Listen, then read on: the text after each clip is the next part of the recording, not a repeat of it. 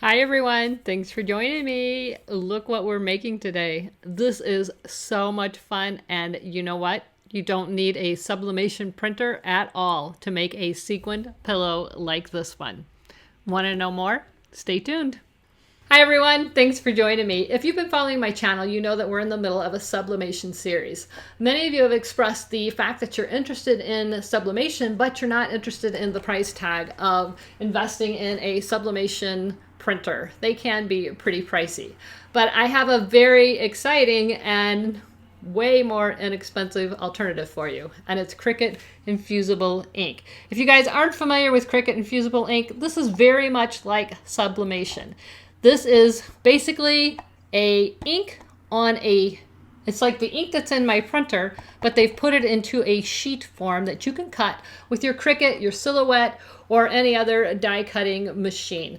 So you put the paper on the mat, and then you can cut it out, weed it, and then apply it to any sublimation product. So you could, the mouse pads that we've made, the mugs, all of that, you can use this Cricut Infusible Ink. I will link this one in the description below. This is the one we're using for today's project. But you guys, you want to see what we're making today? Hello, beautiful.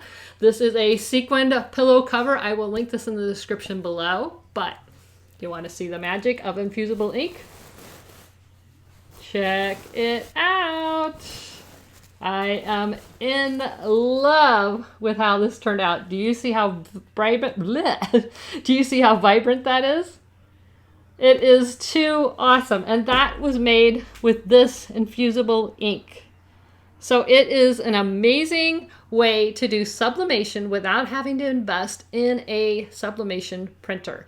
So all that you need to create this beautiful sequin pillow is a Cricut Easy Press or a heat press and a Cricut or a Silhouette, and that's it.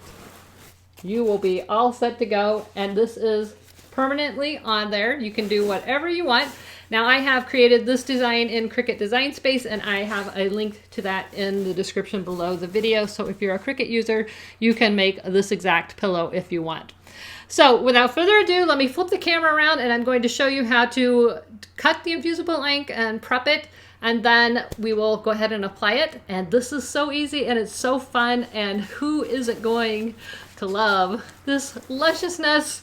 I'll have all of the products used linked in the description below the video, and let's get started.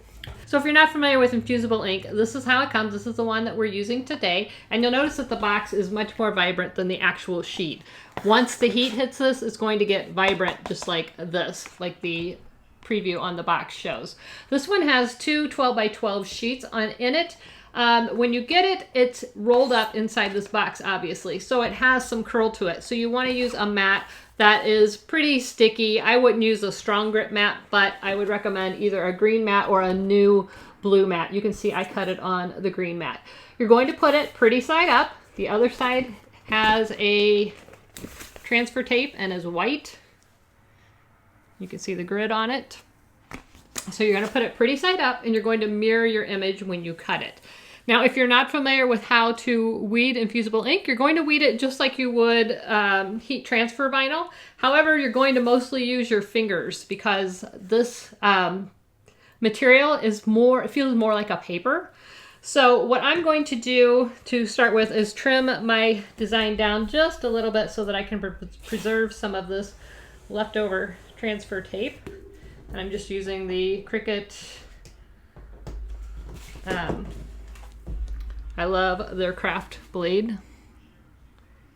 I will link all of this in the description below the video. But so this part I can reuse. You do want to make sure your hands are nice and dry before you handle this, and that you actually touch this as little as possible. You have to touch it, but you want to touch it as little as possible. Try not to get any oils or anything on it. So in order to weed this, really the best way to do it, and I'm going to leave it partially on the mat until I get it weeded, but is to kind of just roll the corner with your finger, and it will start to separate. And I'm just doing this because of the nature of this design. I do have this design I made it totally in Cricut Design Space, so I have it linked in the description below. But I know that I need to weed around the outer edge. So before I take this off the mat, I'm going to get that part off. So you just kind of crinkle it, and then you can see I'm just using my fingers, and it weeds perfectly. There is an infusible ink setting in Cricut Design Space, and you'll want to, oops, make sure that stays down. You'll want to make sure you set your machine on infusible ink when you weed or when you cut, and it should cut like butter. It's really awesome how it cuts. All right, I'm gonna go ahead and take this off the mat, and it really helps if you kind of roll it, and they call this cracking, and then you can kind of see everything pop up, and it kind of releases itself from the other pieces that you want to stay. I'm going to finish weeding this.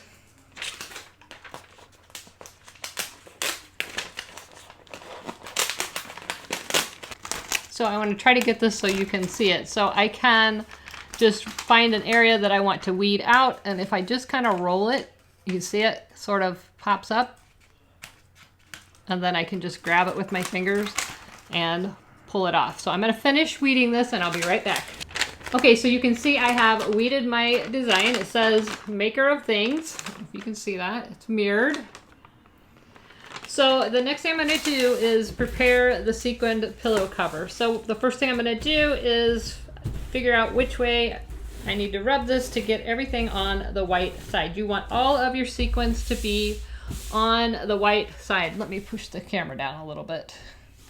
There we go. So you want to make sure that all of your sequins are on the white side, and mostly you can just brush it, but you might have to manually move a couple, which I've got a stubborn one right here. Just got to manually flip it over. Okay, I'm not worried about the ones over here on the edge because my design is not going to go that far over. I just need the area where the design's going to go to be flipped over. The pillow covers have a zipper on one side or the other. I like to put the zipper on the bottom, but that's totally up to you.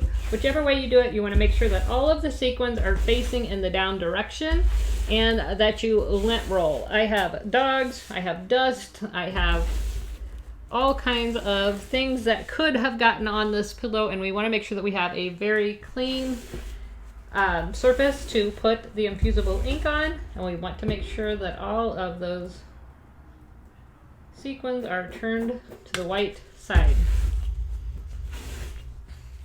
All right, so I'm not worried about the ones up on the top. My design's not going to be that big. It's going to be here in the middle. So I just need to make sure that this area is the clean area. So I'm going to lift the camera up, show you the heat press. If you're using, hold on, move that. All right, if you're using the Cricut Easy Press, you want to follow the information on the Cricut Easy Press heat guide, and you're going to put in infusible ink and polyester and follow those directions. I'm using a heat press, so I'm going to use 400 degrees for 40 seconds.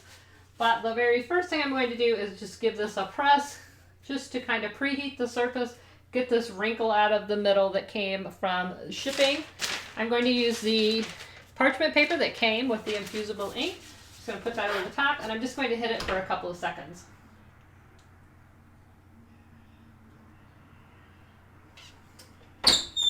All right, so we've got that in place. Now what I'm going to do is put my infusible ink design down on my project. So here's my pillow, and I've got my infusible ink. I'm going to put it pretty side down. Again, I want to make sure I've got the right end. Which one's got the pillow?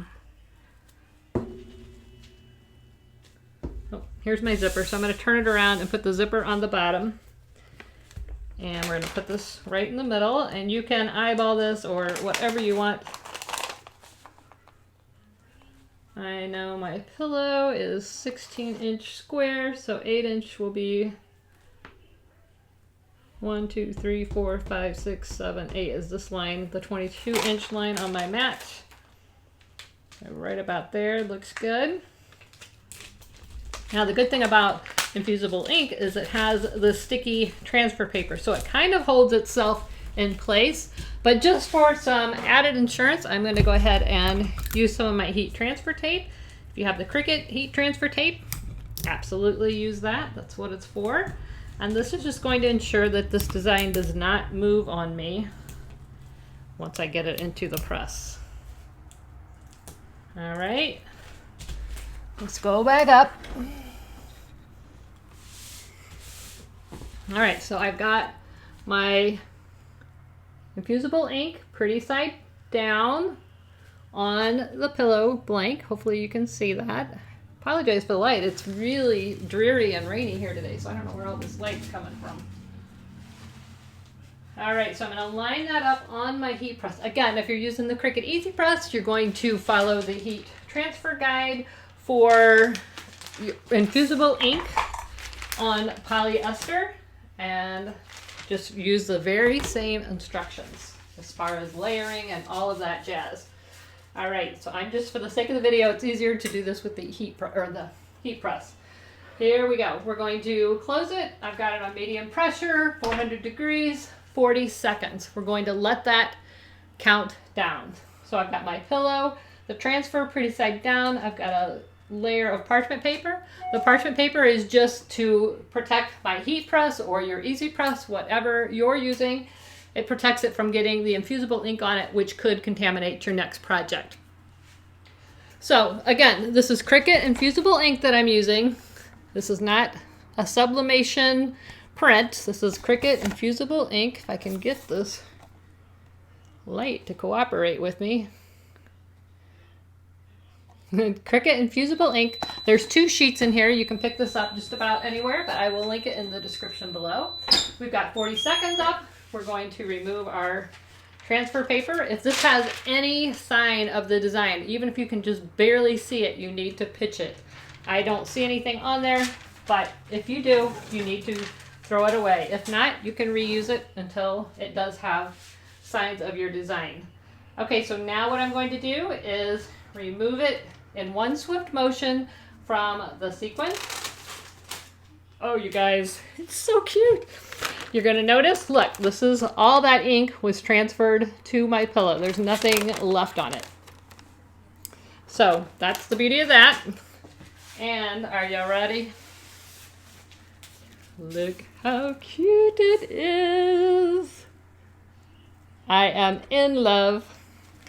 So I hope you guys enjoyed this video. I know a lot of you, since I've been doing the sublimation videos, have been very interested but don't really want to invest in a sublimation printer. So you don't have to. Use your Cricut Infusible Ink. It's the same process. This is permanent. It's going to be stuck on there. And let me do the reveal for you. Okay, wait, I gotta go up, which is hard to do holding it. All right, guys. How cute!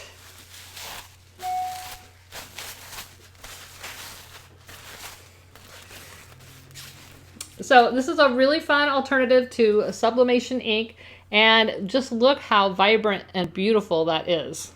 I love it. I hope you enjoyed this tutorial and another way to use your Cricut Infusible Ink. I think these are so cute and fun, and I've made them for the kids, but I think I'm going to keep this one. If you enjoyed this video, please like, subscribe, and share. I'd appreciate it if you give me a thumbs up and hit that bell so that you're notified every time there is a new video. If you enjoyed this video, stay tuned and I will link a couple more here at the end.